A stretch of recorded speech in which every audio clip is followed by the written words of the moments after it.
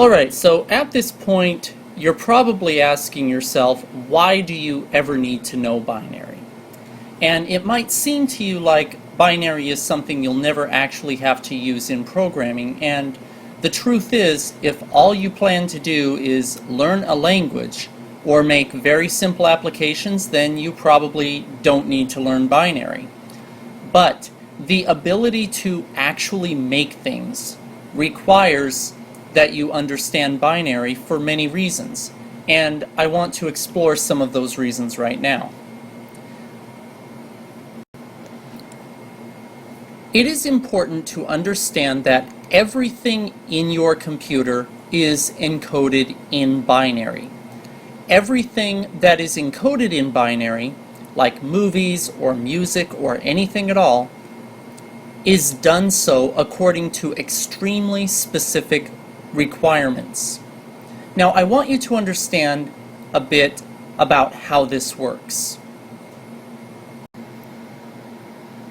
Okay, so the first example I'm going to show you is a BMP file, which is a very basic kind of file format that you use with a graphics file. In other words, if you open up Paint and draw a picture, one of the ways you can save that picture is a BMP file. Now, below you see a stream of ones and zeros. I want you to imagine that this is the start of a BMP file. Don't worry about what these ones and zeros actually mean. I just want you to understand that every BMP file is a stream of ones and zeros.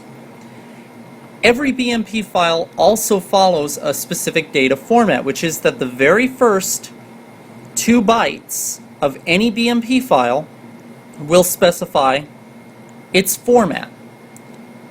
Now, remember that a byte is 8 bits, or 8 ones and zeros, so this is 8 ones and zeros, so that's 1 byte.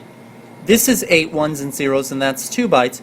And the first 2 bytes of any BMP file will specify the format of that BMP file. The next 4 bytes of any BMP file will specify the file size. So if you don't understand binary, then you will have a more challenging time trying to follow data formats that require you to express values in binary. For example, before you can save your BMP file, you're going to have to specify how large the file is in binary, and if you can't do that, your BMP file simply won't work. Many format specifications you will encounter require knowledge of binary in order to write programs that can produce or read that type of data. Well-designed data format specifications often use binary values in various ways. This is especially true anytime within the format that some quantity has to be known, like in our last example with file size. Almost all of those quantities are going to be expressed in binary because it is the shortest and fastest way that any value can be represented on your computer. The next reason you should know binary involves understanding something called flags. Flags are representations in binary of several true or false states of something. Now, let's say, for example, that you are designing a game and you need to keep track of the true and false state of 8 different weapons which may or may not be in your inventory.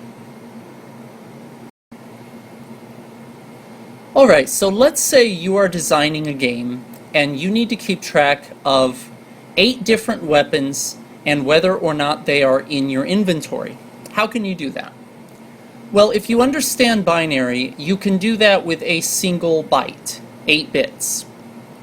Each position can represent a given weapon, and then it's simply 1 you have it, and 0 you don't. So, for example, we have the first bit is our fist, the second bit is the knife, and so on. So, in this example, if you want to add a weapon to your inventory, you simply change a 0 into a 1. So once your character discovers the shotgun, this particular bit becomes a 1, and that's how you do it. So flags are everywhere in programming. You will run into flags often with data formats, and understanding how they work and how to turn on and off binary values is extremely important. You will run into plenty of cases where source code you read contains advanced operations on binary data. And without an understanding of how to count in binary, you will be unable to properly understand this code. There are many applications that I can explain to you about why understanding binary is important, but I want you to be familiar with at least a few so that as we get into advanced data formats later on, you will be prepared.